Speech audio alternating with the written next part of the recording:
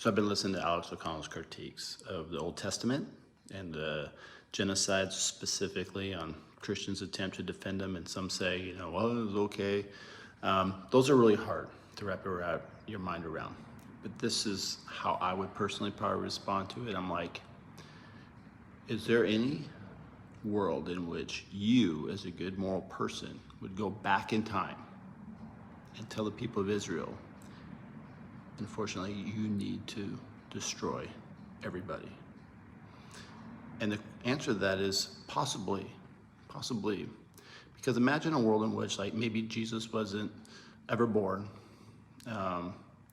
and the Christian faith never took hold, and we were living in that world, and say like a religion similar to maybe to Islam took over the world, and women weren't allowed to educate themselves.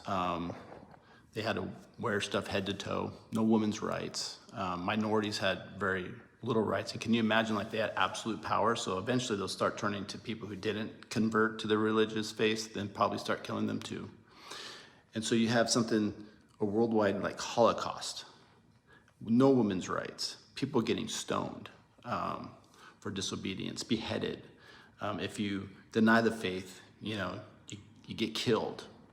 And this is going on in the tune of millions around the world. And when you look at, after hundreds of years of this, it's a totalitarian dictatorship. And you go back and you see it and you see, this is a horrible, horrible existence on earth. No science. The science has devolved into nothing pretty much, no philosophy, no art, hardly architecture, freedoms. In that case, if you had to go back in time and you said, is that the consequences of not doing this? You might say, okay, nation of Israel, you may not understand this, but you need to kill everybody, because the fate of the entire world depends on you doing this. Because if you don't do this, your nation will be wiped out and Jesus Christ never comes. Christianity is never born. Slavery was never abolished.